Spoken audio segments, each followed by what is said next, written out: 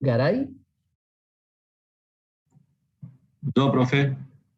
y Sí, Omar Sosa. Omar Garay. ¿Sí o no? Sí, sí, pero se me conectó con una cuenta, se ve que no, porque estoy registrado de otra manera, con el legajo y todo, pero no sé por qué no me entró con el legajo. Conecta la cámara, a ver.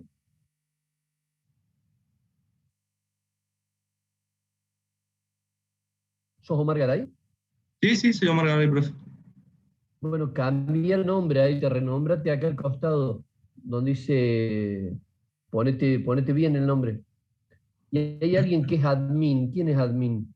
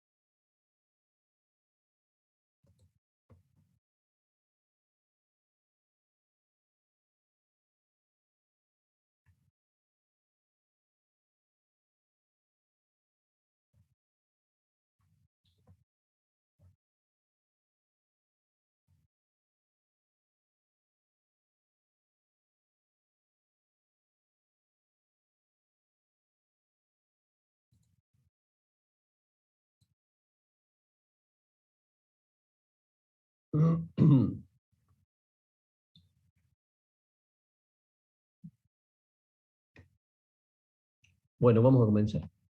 Eh, esta semana les voy a enviar la bolilla número 5. La bolilla número 5 nos vamos a referir al sistema financiero.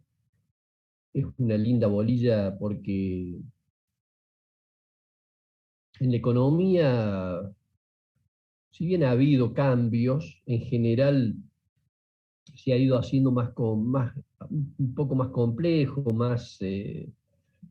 a ver, desde cuando yo tenía la edad de ustedes, que la gente no estaba bancarizada, yo cobraba mi salario, me llamaba el contador y me daba toda la plata eh, en mano. Evidentemente ha habido cambios muy importantes en un segmento de la economía, aunque en otros, las reglas, las normas escritas y no escritas siguen funcionando más o menos parecidas, ¿no? Parecidas. Pero donde sí ha habido cambios en el segmento del sistema financiero, ¿no? De, de dos o tres activos que había cuando yo tenía la edad de ustedes a hoy, imagínense ustedes que si hablamos de Bitcoin, cosa que no hubiéramos imaginado antes, que hubiera un activo financiero, digamos, varios. El Bitcoin es uno, pero así hay varios, y que todavía no hemos terminado de aprender la lógica con la que se mueve. Y que nos parece raro por ahí que el sistema financiero per se, con los nombres que tienen los bancos y las grandes entidades financieras, no hayan sido quienes hayan generado ese mecanismo, ¿no?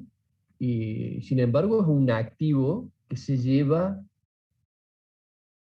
una parte muy importante de los ahorros que existen hoy, ¿no? Porque son más prometedores, porque desafían desde el punto de vista de qué se trata, nos saca del conservadurismo de un plazo fijo, y por lo tanto nos desafía, digamos, como una cosa que puede ser más vanguardista, y por lo tanto siempre tenemos una propensión a algo que pueda ser más de vanguardia desde el punto de vista tecnológico, aún sin dimensionar los riesgos, ¿no?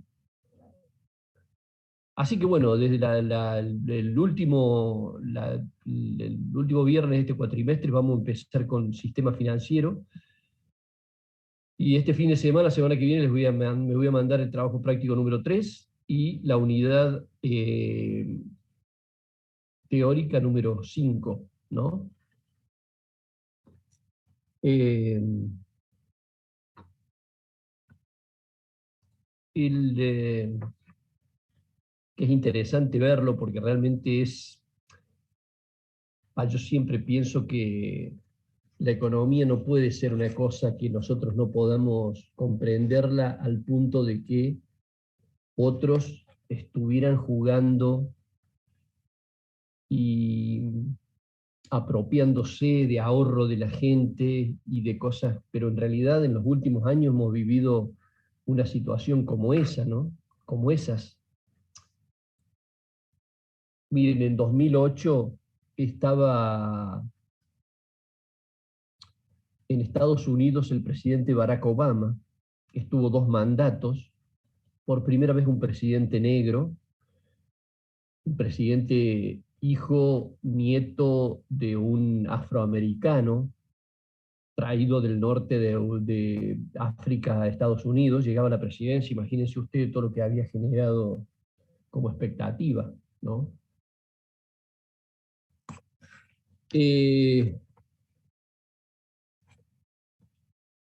por supuesto, hizo algunas cosas que son aún hoy una obra importante, como la cobertura de salud universal para todos, implicaba un gasto presupuestario alto, pero en otras defraudó ostensiblemente, ¿no? En general, todos los postergados siguieron tan postergados como antes, inclusive la raza a la que él pertenecía, que había sido azotado por el huracán Katrina, el huracán Katrina de Estados Unidos, no habían tenido reparación alguna. Pero una de las cosas o dos de las cosas que son más reprochables es que continuó con la estrategia guerrerista que tenía Estados Unidos, que básicamente la economía está detrás de eso, ¿no? A pesar de eso, la ironía, le dieron el Premio Nobel de la Paz a él, que apenas asumió, había mandado tropas para azonar, digamos, un gobierno en Medio Oriente. Pero una de las cosas que fueron eh, más reprochables fue la burbuja inmobiliaria en la cual permitió que muchos bancos comenzaron a construir lo que se llamaba, digamos, un triángulo eh, de ahorristas sin demasiada base. Ya lo vamos a ver porque va a ser un lindo tema para charlar la semana que viene y probablemente en eso vamos, hay algunas películas para ver que les voy a aconsejar ver. Pero permitió de que se incorporara mucha gente, sumaran sus ahorros a estrategias financieras que, llegado un momento, se arma una burbuja en economía, se arma una construcción artificial de algo, y cuando explotó esa burbuja lo que hizo es dejar a cientos de miles de personas sin casas, ¿no? Esa burbuja inmobiliaria fue lo más parecido que yo he visto a un fraude, ¿no? Y la verdad que eso lo permitió el sistema financiero y sin embargo no hubo reproche de ningún tipo por parte de Barack Obama y lo que implicó es el traspaso de los ahorros de cientos de miles de personas, en general gente que eran de clases medias y clases medias bajas, que estaban ahorrando para conseguir su casa y que los bancos se terminaron quedando con todo, ¿no?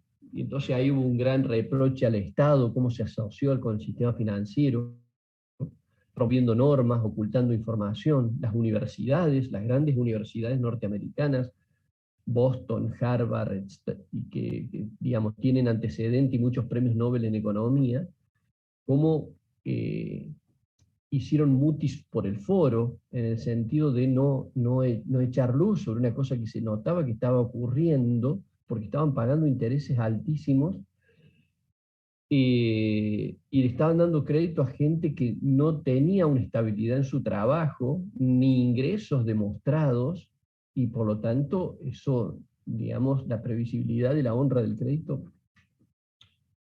estaba amenazada y es lo que realmente terminó ocurriendo. Ahí cayó Lehman Brothers, un banco de 100 años, que por supuesto después el Estado rescató, porque rescató a sus accionistas, a sus dueños, y rescató un montón de otros bancos que deberían haber ido a quiebra. Entonces todos los contribuyentes norteamericanos lo, lo sostuvieron, ¿no? Y en algunos de los casos la ayuda fue de 100.000 millones de dólares a bancos. ¿Cómo habrán sido el nivel de fraude, ¿no? En eso hay películas, ya les voy a recomendar la semana que viene, cuando voy a hacerles un newsletter nuevo, y les voy a recomendar algunas películas para que vean.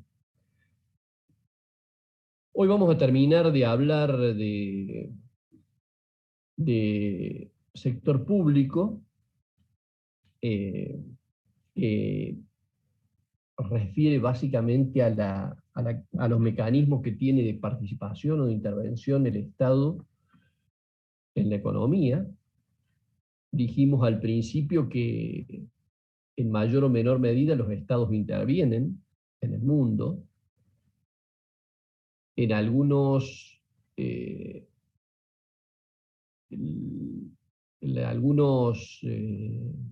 países tiene una intervención muy alta, por ejemplo en Cuba, por ejemplo en Rusia,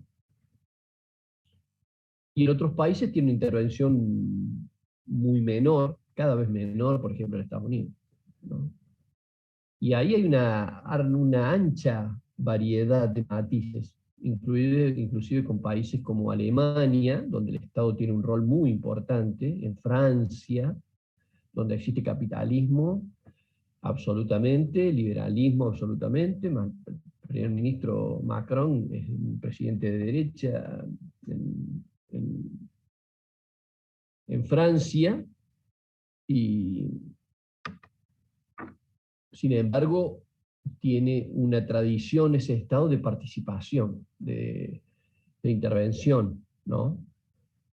En muchos sentidos, protegiendo a los agricultores con subsidios, acolchando o interviniendo para mantener la red de pymes, o generando redes sociales para los que están desplazados por el modelo económico, los desocupados. Y así el Estado participa en mayor o menor medida. En general, el Estado se retira de esa tarea. Por supuesto que habría muchísima gente perjudicada, porque imagínense ustedes, qué sé yo, hoy si dejáramos que el mercado de la carne se expresaba normalmente, digamos, básicamente con la demanda que hay exterior, probablemente todos los envíos irían para, para China, y no habría provisión de carne en Argentina, y la carne que habría valdría probablemente 1.500 pesos el kilo de carne. Entonces, distintos modos de intervención. Por supuesto que estas intervenciones hacen ruido. Son lindos debates que yo quiero que ustedes se pongan a verlos y que de algún modo los conversemos, no le rehuyan porque no creo que escapen a vuestro entendimiento. A ver, ¿quién me pregunta? Tomás dice: profe, si quiere me responde al final de clase, pero ¿cuándo es la entrega de la segunda parte del trabajo práctico? No hay segunda parte del trabajo práctico, hay trabajo práctico número 2. Hoy terminamos esta unidad y de ahora en adelante tienen que entregarme el trabajo práctico número 2. Puede ser la semana que viene. Bueno, vienen ahora, probablemente hay exámenes, están preparando. Yo los espero, pero quiero que sepan que desde ahora, desde este viernes en adelante, recibo los trabajos prácticos número 2. No hay segunda parte. El trabajo práctico número 2 tiene una primera parte y una segunda parte, pero yo recibo el trabajo práctico número 2. Álvaro me dice que la clase pasada dije que tenemos hasta el último día de junio. No, alguien me dijo que el calendario académico yo creí que terminaba este viernes, y me dijo: no, pero termina el primer viernes de julio, entonces nosotros vamos a ir hasta el primer viernes de julio. Vamos cumpliendo con el calendario. Entonces ahí les vamos a hacer la introducción a la unidad número 5, empiezo a recibir trabajos, hablamos de las dudas que haya de los trabajos. Estaremos comentando el envío del newsletter y el envío del trabajo práctico número 3, lo estaré poniendo sobre autos de eso. Y esto, así, digamos. Y yo, por supuesto, el lunes 5 voy a tomar examen de economía a mis estudiantes del año pasado.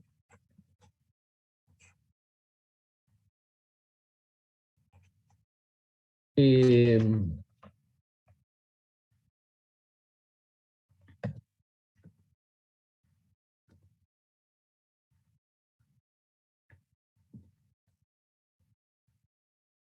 Hay alguien que entró con 82.100 industrial, que no sé su nombre, le debería buscar acá, digamos, pero pongan, nomínense, no sé si en algunas materias les piden que entren con la matrícula ustedes, pero a mí me gustaría que ingresen con su nombre, ¿eh?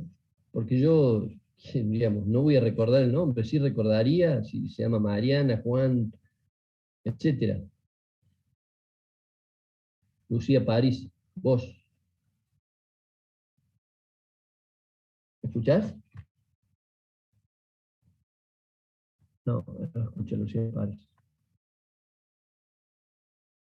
Bueno, Perdón, profe, yo me acabo de cuenta que entré con la cuenta de mi hermano. Mi nombre es José, por las dudas, José Noriega, nada más que figura como Álvaro. No, no me di cuenta y entré sin querer con la cuenta de mi hermano, por las dudas, ya aviso.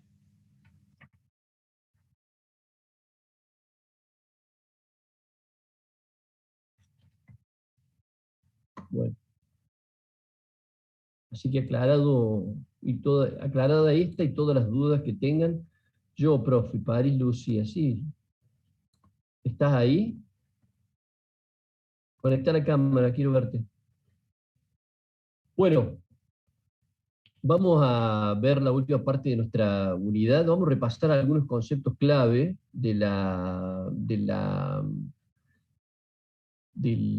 que vimos la clase pasada, que va a haber muchos ejercicios en torno a esto en el parcial. Entonces me gustaría un poco repasarlos, revisitarlos para ver que ustedes no haya dudas en torno a esto. Sé que para quien lo escucha por primera vez no es tan sencillo, pero bueno, ahí vamos. Vamos a ir a nuestro material. Primero lo que vamos a hacer es un recorrido sencillo para que veamos, para que terminemos la bolilla que termina con presupuesto. Recuerden que la clase pasada lo que hicimos era hablar de un poco de recursos y hablamos de egresos, o de egresos y recursos. En la parte final de nuestra bolilla, refiere a algunos ingresos corrientes que no son tributarios, porque la diferencia que hay entre un impuesto y una tarifa, una tasa, es que el impuesto es compulsivo y no necesariamente explicita hacia dónde van a los recursos con los que uno tributa. ¿Se dan cuenta?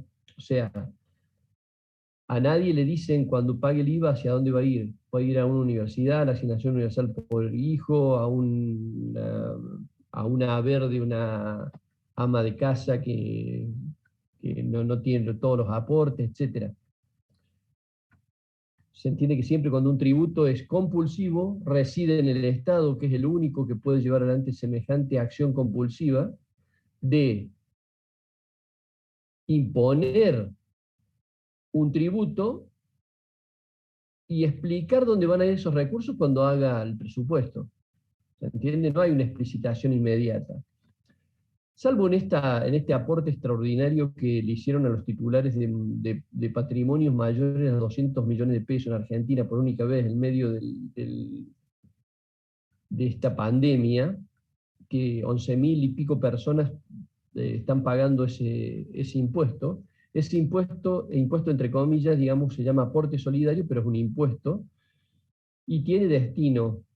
O sea, se dice que es para qué, para las pymes, que es para qué, para contribuir a las personas que han sido impactadas por el COVID. En general son los sectores que se dedicaban a trabajos independientes y que no han podido salir de su casa porque no los dejó salir la pandemia, entre otros. En el resto, la explicación a dónde van los recursos están en esto, en el presupuesto general de la nación. El presupuesto, como bien implica su nombre, implica un presupuesto. Es una suposición a futuro. El ministro Martín Guzmán, en julio, agosto y septiembre, trabaja en el presupuesto del año 2022. Él y su equipo, que está formado por, no sé, decenas de personas, están planeando los gastos para el año que viene. Imagino que la principal preocupación estará puesta en saber si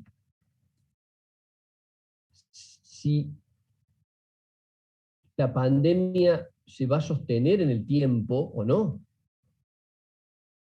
Si habrá tercera ola, porque imagínense usted que en un presupuesto implican que haya un montón de egresos que tendrían que disponerlos desde el día de hoy, ¿no? Entonces, no tiene poca, digamos, en una economía como la nuestra, que es, digamos, bastante inestable y que depende mucho de los commodities, entonces no es lo mismo cómo le va a ir a los recursos fiscales si la soja vale $600 la tonelada o si vale 300, imagínense la diferencia.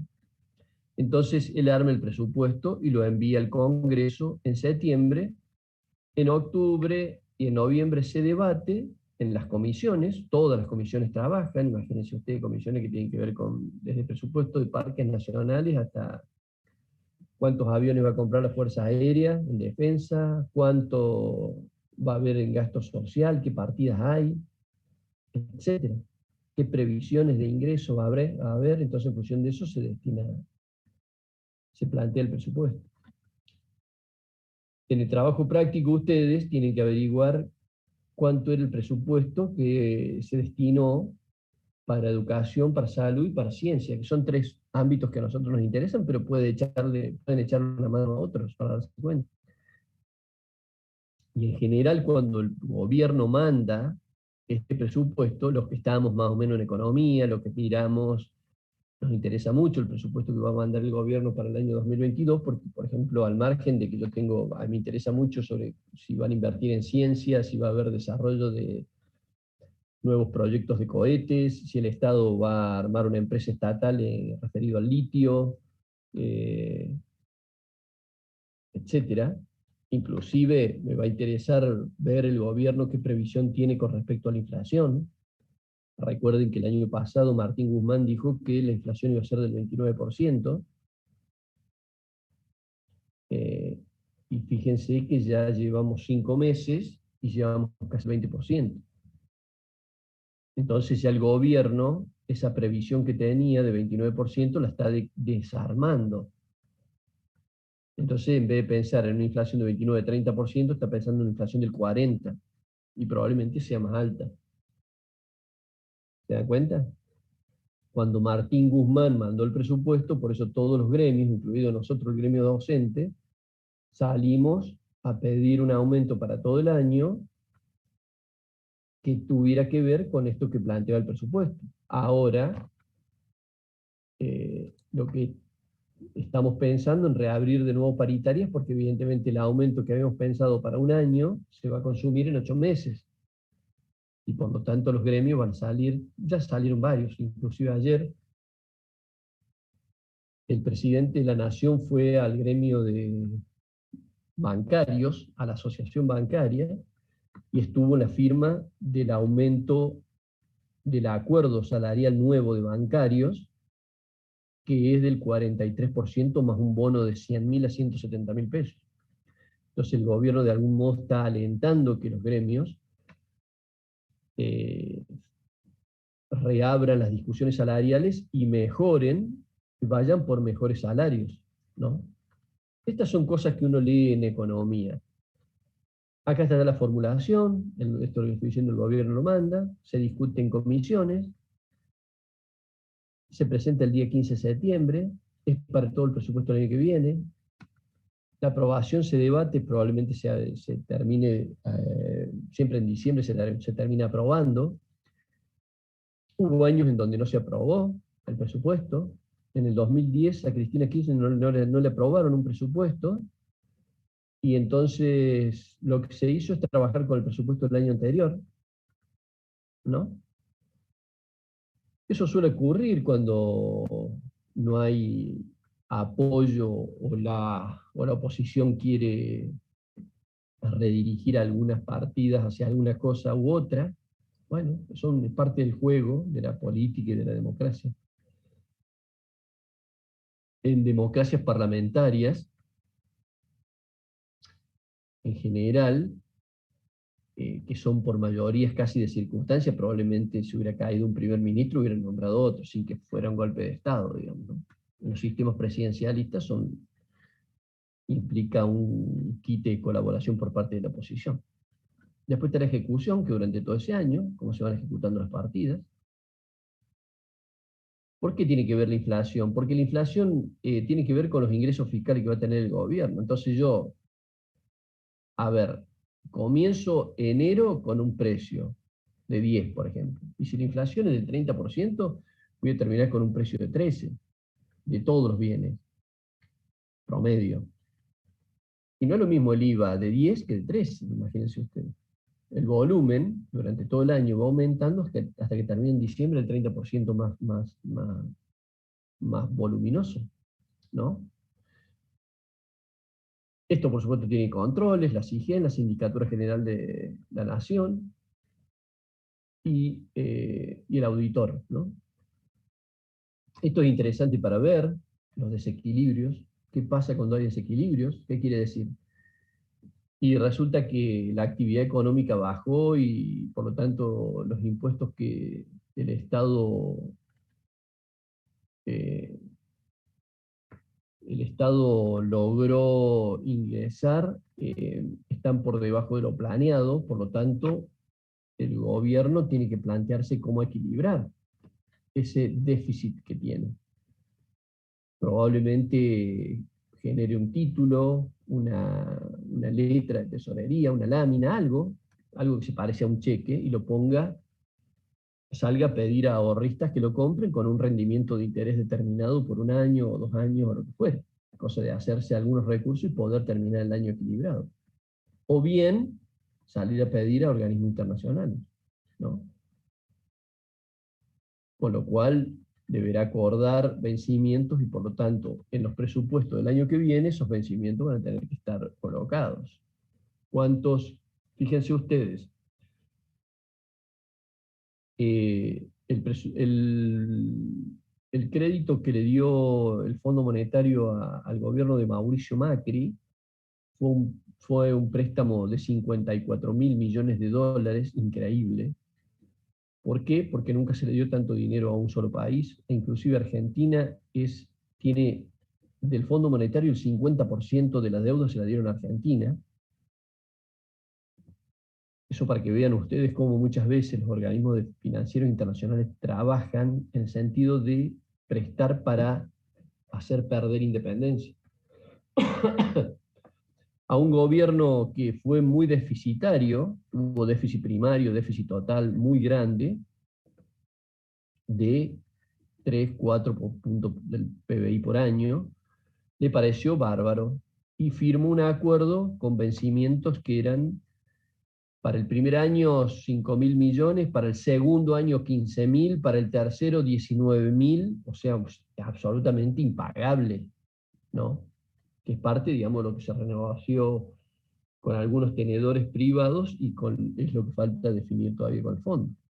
Entonces era un vencimiento, una cuota, un interés relativamente bajo, pero los vencimientos eran a muy corto plazo. Imagínense que la economía argentina no está en condiciones de pagar en 4 años 15.000 millones de dólares promedio en este cuatrienio. Sería imposible, por más que repriorizar el fondo. Por eso, digamos, habrá que ver cómo negocia Guzmán, y de acuerdo a la negociación que ha planteado él, es, por ejemplo, que Argentina comience a pagar en el año 2025. y comience a pagar cuotas que sean manejables. Entonces, cuando venga el presupuesto del año 2025, quien esté en el gobierno, van a tener que ingresar, digamos, los acuerdos que tenga con el fondo por la deuda que se tomó hace unos años. ¿Se dan cuenta? Mientras tanto, economías como la nuestra lo que tienen que hacer es tratar de crecer. Porque no es lo mismo tener un PBI de 400.000 o 420.000 millones de dólares como tenemos hoy, que ir a un presupuesto que debiéramos tener en este momento de 750.000. No es lo mismo una deuda teniendo en cuenta que la economía tiene una dimensión, a si tuviera una dimensión diferente, ¿no? Bueno, yo les he planteado ahí sobre el presupuesto que ustedes vean y que vean la evolución que ha habido. Siempre me interesa ver esos ítems, ¿no? Porque en general yo siempre pienso que la salud, evidentemente, es un tema que está en discusión hoy. ¿Por qué? Porque la pandemia lo puso en discusión. El sistema privado de salud hubiera ido a quiebra si el Estado no hubiera asistido a las prepagas. Las prepagas se llevaron cientos de miles de millones de pesos. No podrían haber asistido en medio de una pandemia, no estaban preparados, por supuesto que están preparados para atender a una cantidad de enfermos o de personas que necesitan asistencia, pero esto cuando ocurre un fenómeno como esto, te lleva a la quiebra, hubieran quebrado todas. Entonces lo que apareció en esta pandemia es que si no hubiera habido Estado, hubieran quebrado las obras sociales de los sindicatos, que son privadas, y las prepagas, que son privadas. El Estado se hubiera sostenido porque el Estado de última hubiera impreso billetes y hubiera mantenido los hospitales abiertos. Pero una pandemia como esta hubiera llevado a la quiebra a muchísimas empresas. Inclusive, las pymes tuvieron durante 4 meses pagos a sus empleados, que los hizo el Estado. Por esto el Estado no piensa solamente como el Estado el que cobra impuestos, ¿no? El Estado que asiste. ¿Sabes? Muchas pymes aún sobreviven porque el Estado las asistió con los que se llaman los ATN, los adelantos, digamos, ya que tenían la actividad parada, pudieran pagarse a sus trabajadores. Acá les he puesto un mínimo ejercicio sobre presión tributaria. Este es el modo en que se calcula, pero fíjense que yo no lo utilizo mucho, yo no le doy mucha importancia porque en general esto encubre presión tributaria. Es toda la tributación dividida la renta nacional. Ese es el ejercicio. Ahora, cuando vemos esta T y decimos tributación, en realidad esta T encubre, porque no sabemos quién, no tributamos todos iguales. Entonces, muy probablemente los sectores que menos tributan y los que más fraude hacen en el Estado son los que más hincapié hacen sobre los tributos, sobre el peso que tiene el Estado en la tributación, y son los que menos pagan.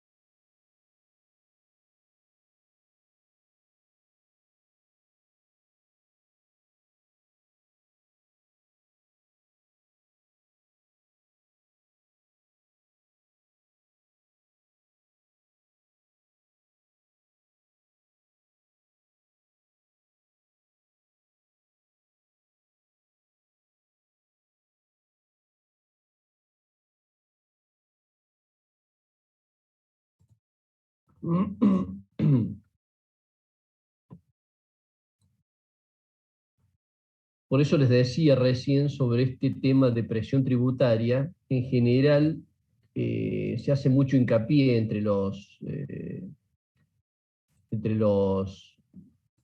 economistas neoliberales con respecto a la presión que hay en Argentina. Se dice que hay una presión del 38%, que es una relación de esto, tributo 38 y renta sobre la renta del 100, ¿no? Lo que sería una tributación que es importante, pero es mucho menos de lo que existe en otros países del mundo, ¿no?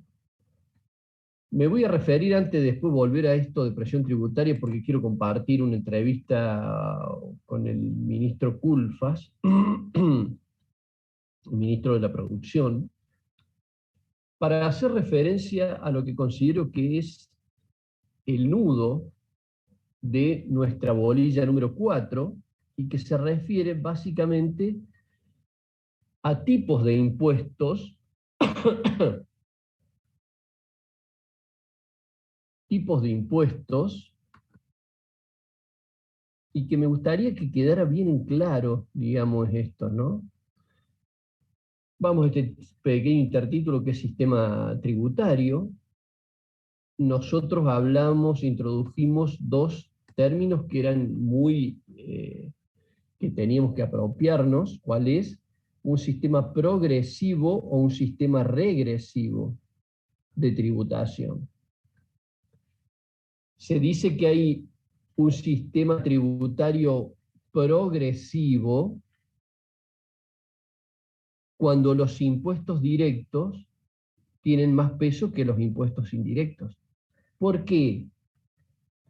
Progresivo implica que a mayor capacidad contributiva, más presión tributaria, y por lo tanto los impuestos directos a quienes tienen, con nombre, apellido, propiedad, riqueza, ingreso, automóviles, barcos, qué sé yo, ganancias, son todos impuestos directos. ¿Por qué son directos? Porque llevan nombre y apellido. Quienes deben tributar son personas con nombre y apellido, sociedades jurídicas con nombre y apellido.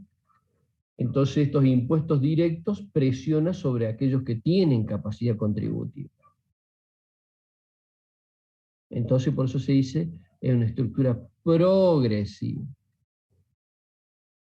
Pregunta del parcial del profe Acheta, dice: fíjese la estructura tributaria que ustedes investigaron en el trabajo práctico y el porcentaje que tienen estos impuestos.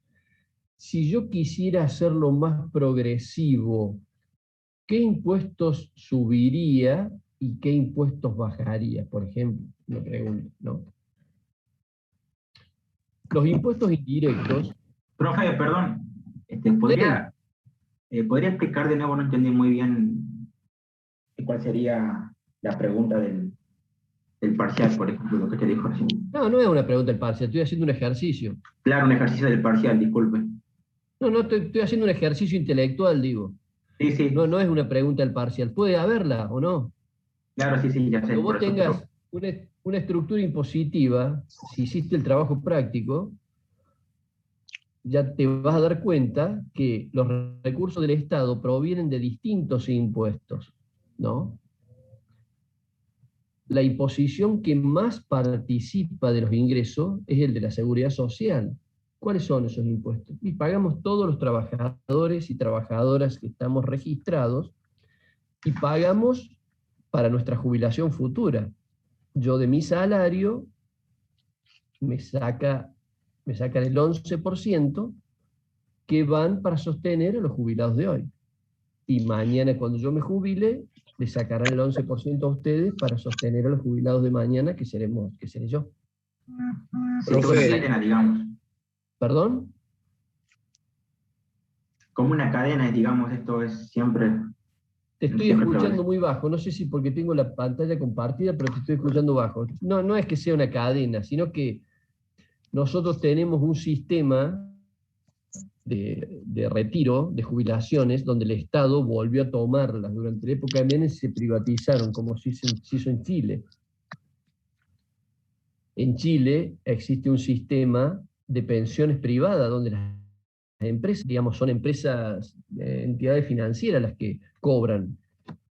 No es un impuesto. Lo pagan los trabajadores y las trabajadoras en blanco, se lo dan a una empresa privada y esa empresa privada, cuando yo me jubile, me va a dar una jubilación de acuerdo al rendimiento que tuvieron mis aportes.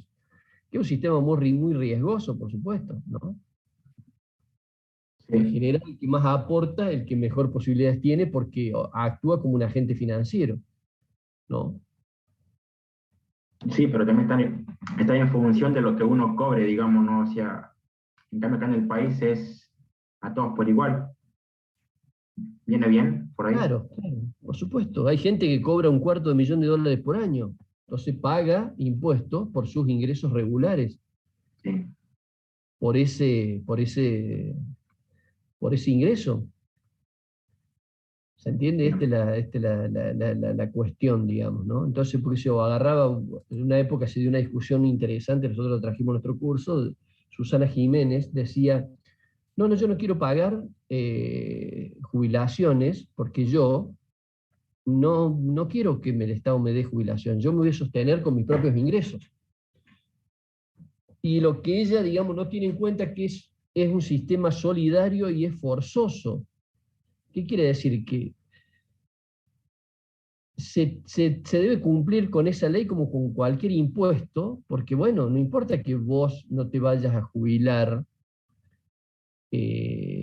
no vayas a recibir o no quieras recibir. Cuando te toque la jubilación, el Estado te va a decir, señora, acá está su jubilación, es tanto, y ella decidirá cobrarla, dejarla en su caja de ahorro, donarla, lo que sea, pero digamos, el sistema es forzoso, porque, digamos, a ver, yo no podría decir, yo no aporto hoy porque soy joven, eterno, tengo 30 años, y ese 11% lo quiero yo porque voy a hacer fortuna, y total después me voy a sostener con mi fortuna. Porque, digamos, eso, el sistema está hecho para proteger a todos, inclusive para proteger más a quienes menos tienen, ¿no? Por eso el Estado, a muchísimas amas de casa que no tenían aportes, las jubiló y cobran la jubilación mínima, y si les faltaban 5 años, 10 años, 15 años, se le pagan una parte de su haber de jubilación para poder pagar lo que no habían pagado antes.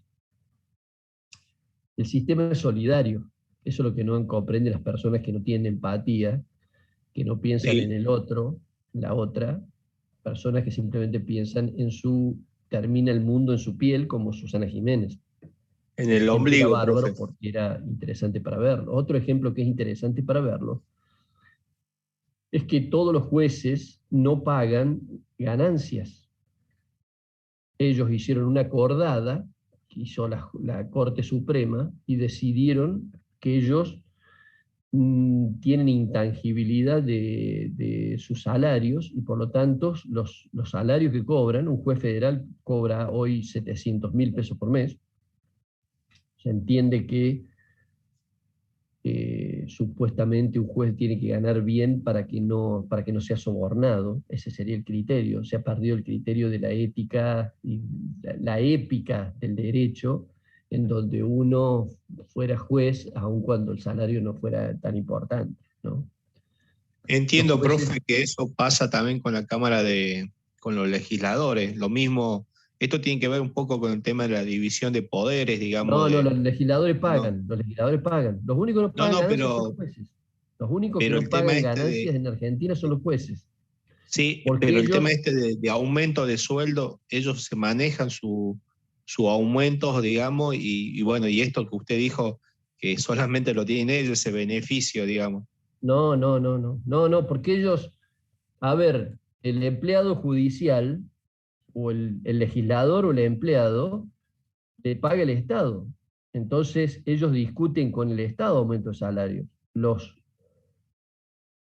legisladores tuvieron un aumento de salarios de 43% ahora, pero el año pasado no tuvieron aumentos, bien aumentos que no lo estoy justificando, porque imagínense ustedes que un legislador gana 250.000 pesos y un juez federal gana 700.000 pesos. El presidente de la nación gana 280.000 pesos y un juez federal, hay jueces federales que ganan cerca de 1 millón. Entonces hay algo que no está bien. Y esos jueces no pagan ganancias.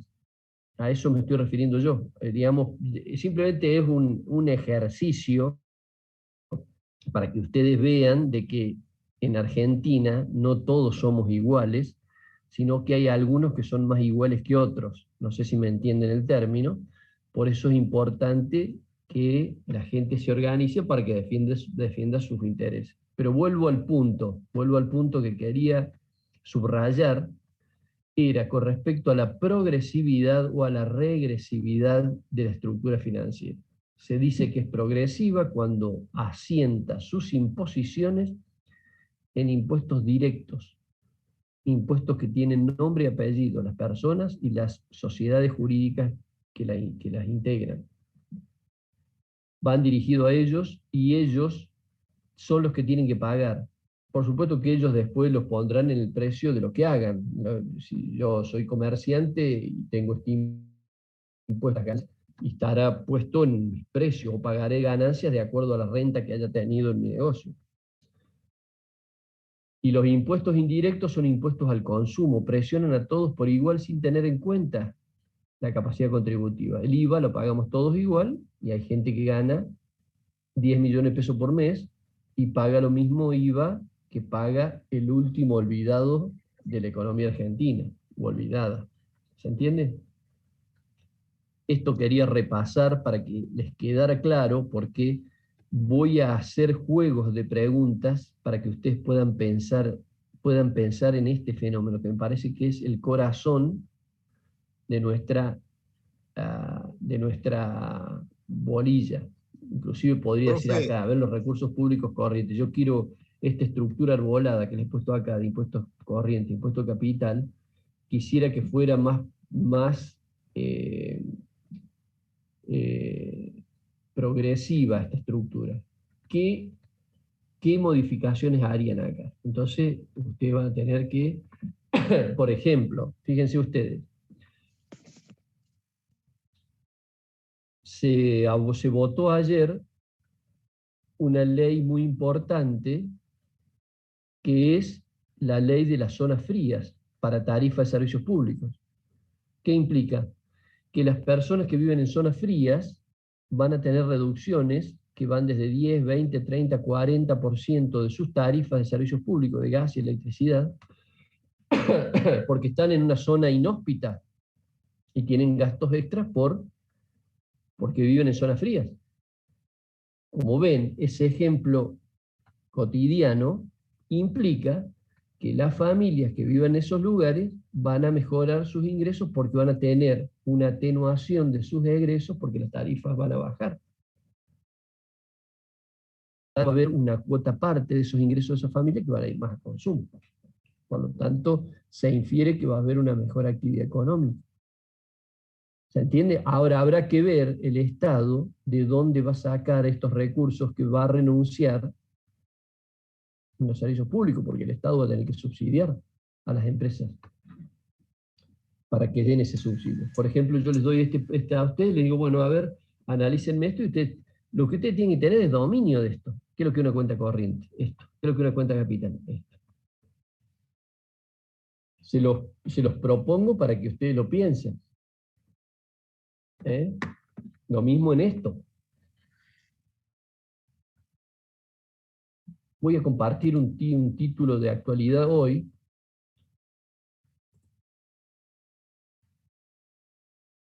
Bueno. Perdón, profe, ¿el impuesto al cheque es un impuesto indirecto? Es un impuesto indirecto porque no tiene en cuenta la capacidad contributiva. El impuesto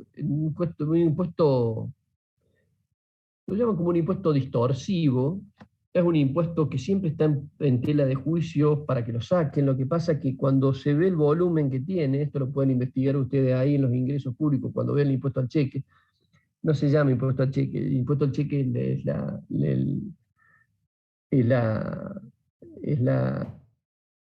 vulgarmente el nombre que tiene. Se trata impuesto a los intercambios financieros. Usted cada vez que lleva una transacción, emite un cheque, se paga un impuesto que es pequeño, pero sumado es mucho, y es un impuesto que quita más competitividad a las empresas, porque uno va sumando esos impuestos extras que lo que hacen es encarecer y hacer perder competitividad. En eso yo creo que si hay una reforma impositiva, el Estado va a tener que ese impuesto, digamos, casi eliminarlo, ¿no? Somos poquitos, pero somos buenos. Pero mira, ahora voy a compartir pantalla con algo que seleccione para ver con ustedes hoy.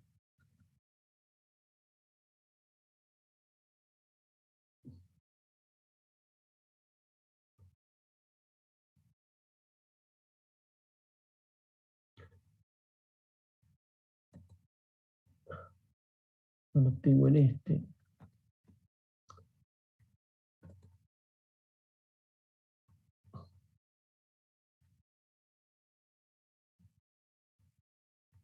¿Están viendo ahí? Sí, profe. Bien. Sí, profe. Este es un diario de economía, se llama BAE Negocios. BAE quiere decir Buenos Aires Económico, hacia un capitalismo nacional. Ve, eso ya implica una idea, ¿no? Implica una idea de qué tipo de capitalismo es el que defiende, ¿no? Ayuda social, el lunes cobran 6.000 pesos, 9.000 y 12.000 pesos, los DNI terminado en 8 y en 9. Fíjense ustedes la participación del Estado. Más beneficios de ANSES, televisores y celulares son con descuentos para quien tiene asignación universal por hijo. Fíjense, ¿no? Coronavirus, una dosis de Sputnik B o de AstraZeneca, y cuando vemos esto, en general, ¿qué es lo que vemos? Que el Estado es el único que garantiza con decenas de viajes la traída de vacunas, en un mundo que ha mostrado su inhumanidad, su indolencia. Canadá, Estados Unidos tienen vacunas para el doble de su población, y sin embargo nosotros todavía no estamos mal, digamos, porque Argentina llegará esta semana a la mitad de la población vacunada. En África están en el 4%, el 5%. ¿Se dan cuenta?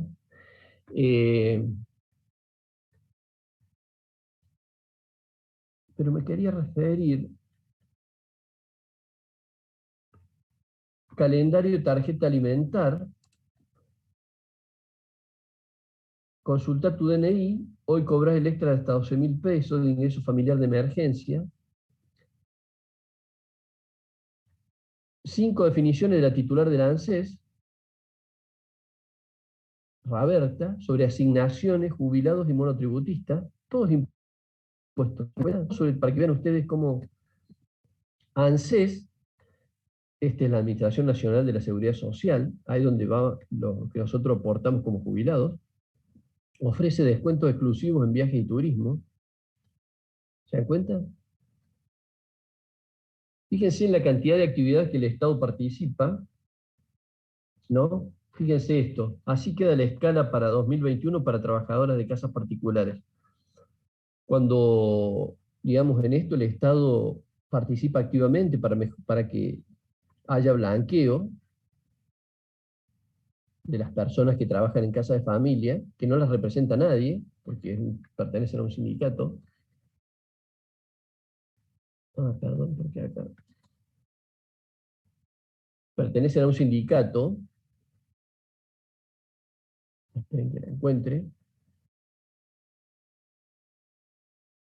Fíjense, hay una escala nueva que incluye el 1% por cada año de antigüedad de las personas que trabajan en casa de familia, y eso el Estado va poniendo en un acuerdo, porque imagínense ustedes que cuando se reúnen los gremios, por ejemplo de comercio, se reúnen todas las patronales, la Cámara de Comercio, con el gremio de comercio, y ahí debaten sobre el aumento salarial. Imagínense ustedes cómo sería la representación de los patrones de las empleadas de que viven en casa de familia, que viven o que van a trabajar por horas. Entonces el Estado simplemente intervino ahí, hace unos años y logró blanquear el 25-30% de las empleadas que trabajan en casa de familia, empleadas y empleados, lo que pasa es que la mayoría son empleados. De todos modos, fíjense ustedes, en este área todavía tenemos el 65% de la gente que trabaja en casa de familia que está informal, que los patrones no la tienen registrada. Como ven, esta indolencia hace que el Estado, cuando estas personas se jubilen, lleguen a la edad de jubilarse, no tengan los aportes y el Estado tenga que correr con la jubilación de estas personas, porque quienes fueron sus patrones durante 30, 40 años no las blanquearon, ¿no? Fíjense lo que es por eso digo, cuando uno ve fíjense en esto, la desocupación cayó a 10,2 y falta recuperar 100.000 empleos. 100.000 empleos que se perdieron en la pandemia. Fíjense. Otra ley que fue de ayer muy importante, el cupo laboral trans. Las personas que han elegido cambiar de sexo, por lo tanto se las llaman, digamos, personas que son de una sexualidad determinada, o sea, se consideran varones, mujeres o trans. Es una ley donde hay un cupo laboral y esto también hace la distribución del ingreso, porque estas personas tenían un grado de indefensión muy grande que en general, en la parte privada, por una cuestión cultural, les costaba mucho conseguir empleo, ¿no? Entonces, el Estado, en su planta de agentes estatales, tiene que incorporar un porcentaje, creo que es un 1%, de personas trans, por supuesto que esto es un padrón, etcétera, de personas que son protegidas para sacarlas del único trabajo que es trabajar en la prostitución. Esto es distribución del ingreso también, esto es Estado, ¿eh?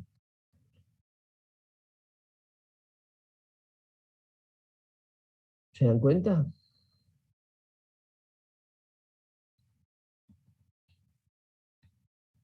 Salgo de acá porque quería verles, mostrarles otra cosa, pero lo tengo en el otro navegador.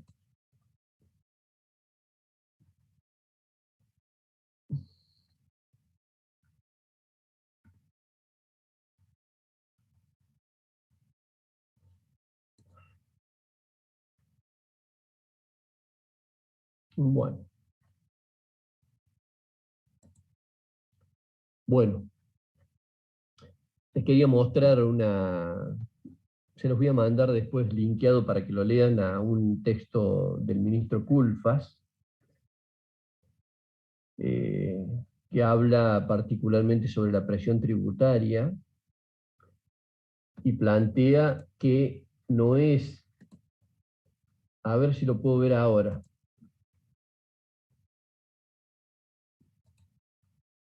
Acá está. Fíjense qué interesante. ¿Pueden verlo ahí? Sí, profe, ahora sí. Bien. Sí. Matías profe. Culfas, el ministro de la Producción, una persona que yo le tengo un inmenso afecto, ha sido profe de cursos de la Universidad de San Martín. Él fue ministro de Cristina Kirchner, y Cristina Kirchner se enojó porque sacó un libro de economía espectacular, que se llama Los Tres Kirchnerismos. Es como si hubiera habido, en la etapa de los 12 años de kirchnerismo, hubiera habido 3 modelos diferentes. Y él cuestiona bastante la última etapa, el último gobierno de Cristina Kirchner, y es alguien que está en el gobierno ahora. Fíjense ustedes, dice él, Culfas, lo que se paga en Argentina de impuestos es algo razonable. Sostuvo que es un nivel lógico si uno mira en términos internacionales y que los tributos un poco por debajo, están un poco por debajo de los países desarrollados y un poquito más arriba que en los países en desarrollo. Veamos esto.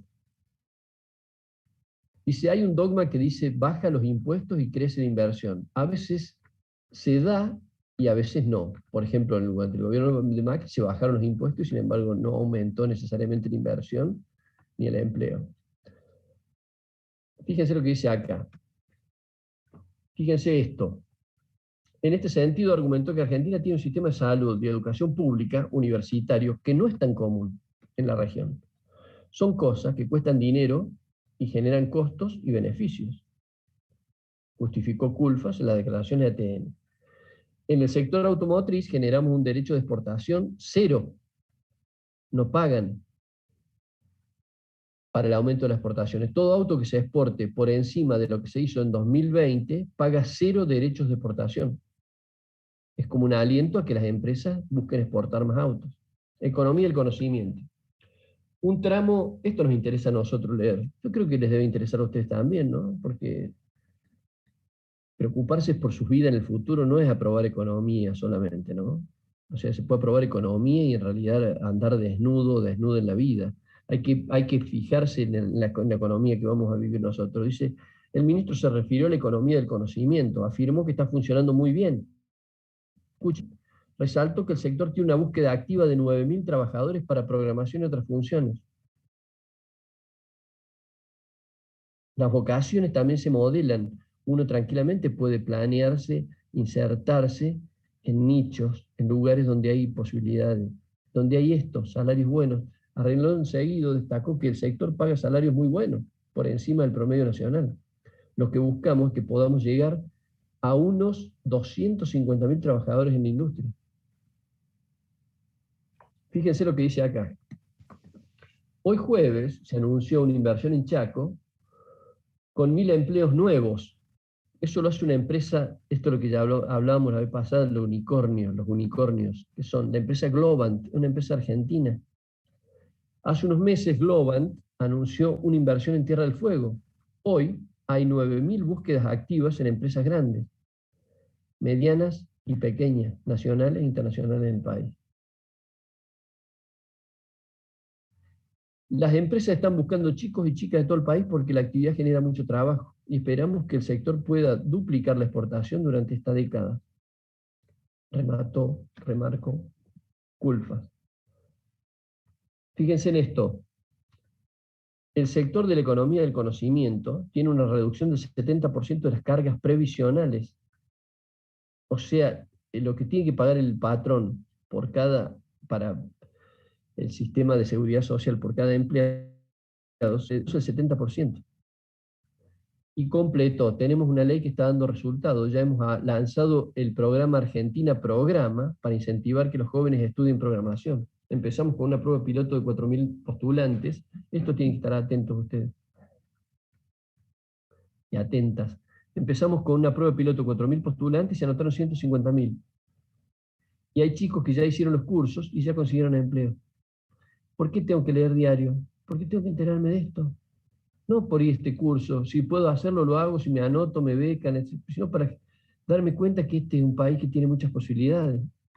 Y básicamente ustedes, chicos y chicas, estudiantes maravillosos y maravillosas de mi patria, son uno de los sectores más subsidiados que hay en Argentina porque tienen educación superior gratis como el tuyo.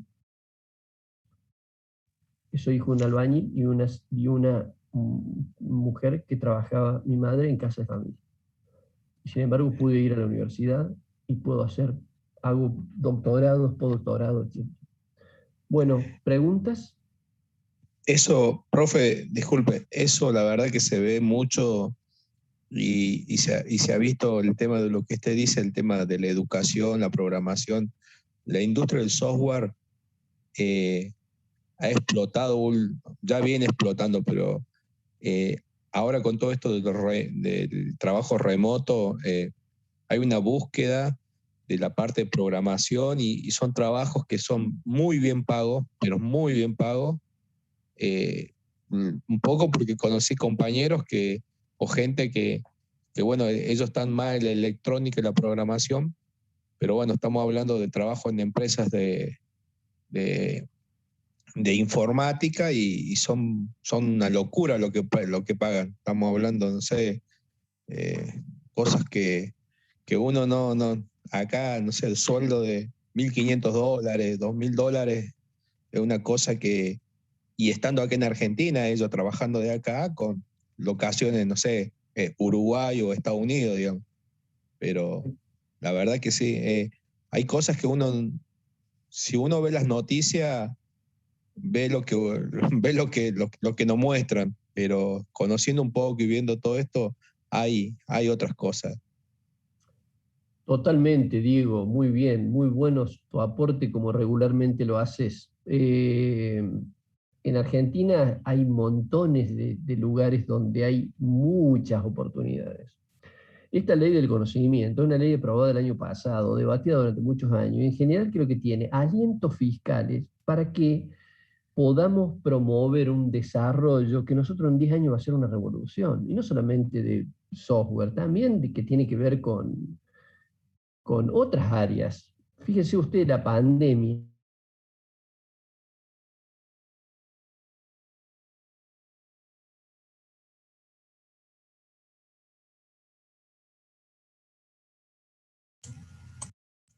¿Se le cortó el profe? Parece que sí, pero está ahí todavía. Ah, no, sí, ya se fue.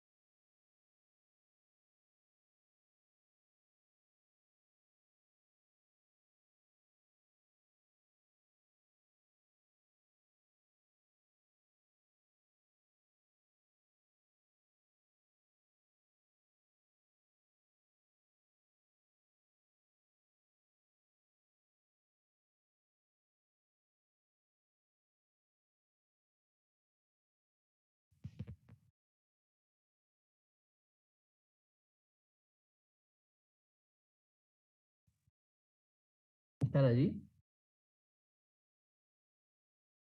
¿Me escuchan? Sí, profe. Bien, bien, bien. Les agradezco el silencio, ¿no? Los otros, realmente. Me gustaría que en clase, cuando tengamos clases presenciales, tuvieran el silencio que tienen ahora, realmente. Les agradezco mucho. Bueno, Tomás silencio y me dijo sí. Qué bien, Tomás. Bueno,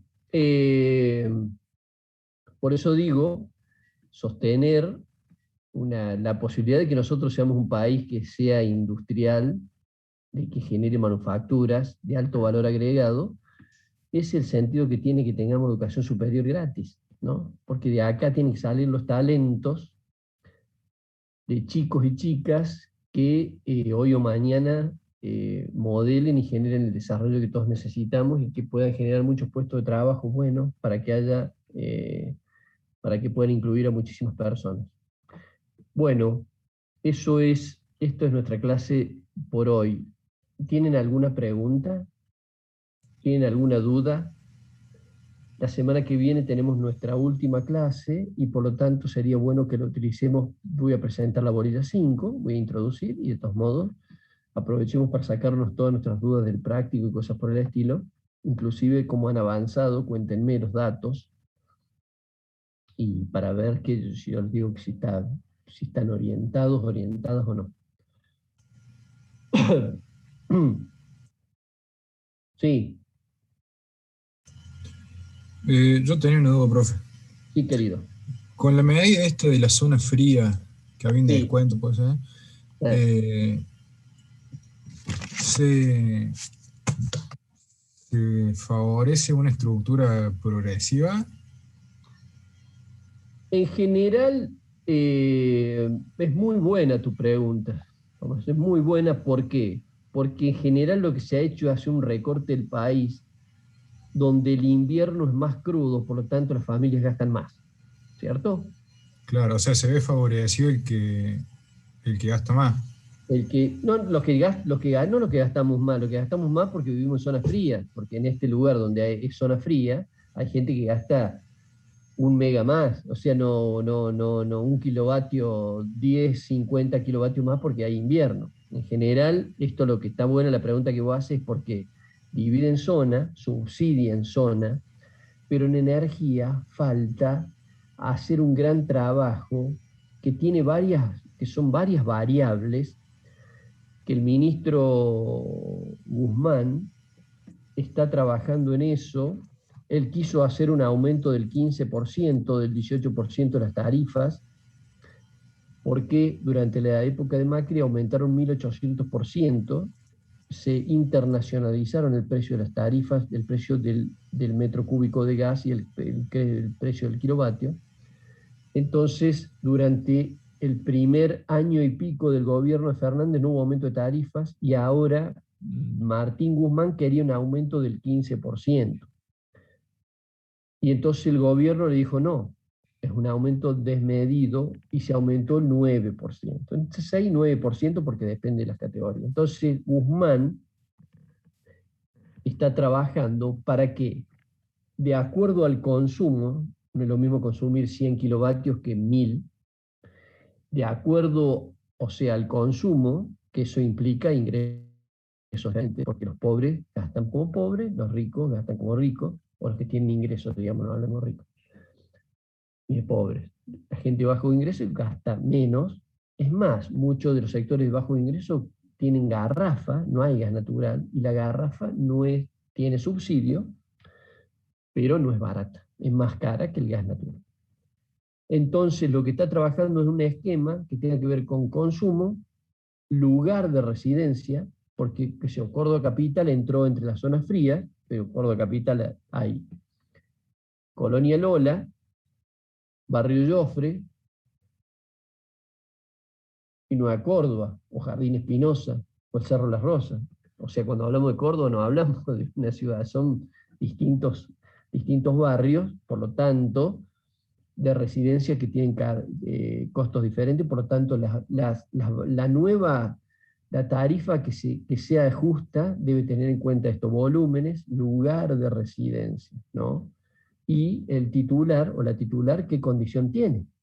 Porque puede ser un jubilado de comercio o de la universidad, o un jubilado excamarista, entonces no es lo mismo la capacidad contributiva. Entonces, por eso es tan difícil hacerlo.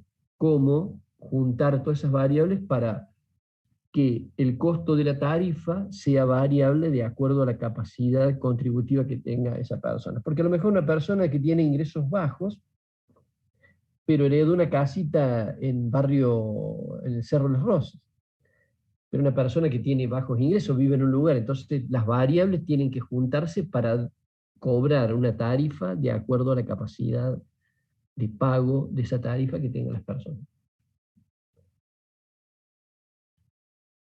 ¿Te responde eso, Tomás? Sí, sí, me parece que sí. Eso después hay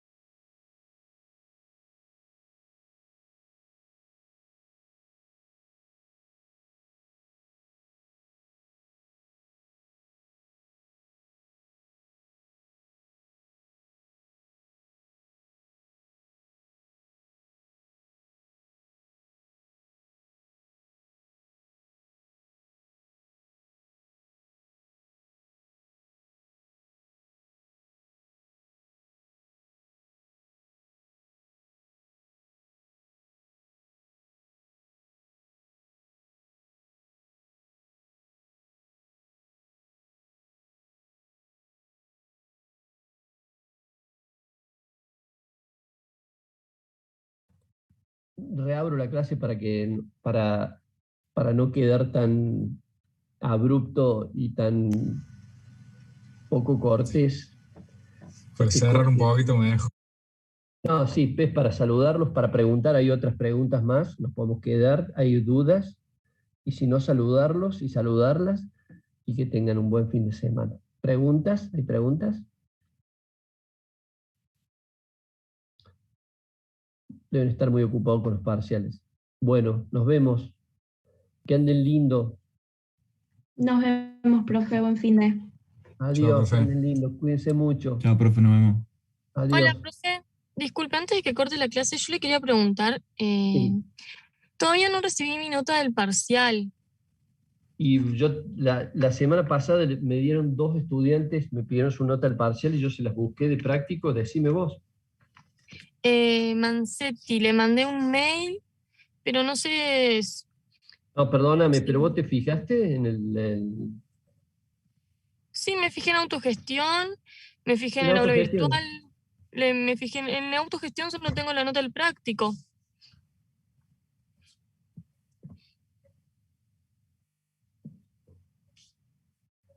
Bueno, sí, no está acá. Bueno, ya lo voy a buscar.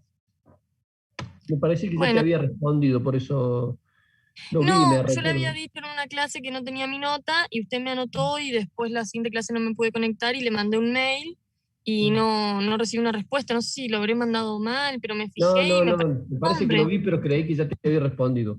Claro. Ahí Bueno, me fijo listo, y lo espero resuelvo. entonces. Sí, no hay Bueno, problema. Cuando pueda. Gracias, que disculpe. anden bien, adiós. Chao, igualmente. Adiós a todos y a todas, que anden bien. Adiós.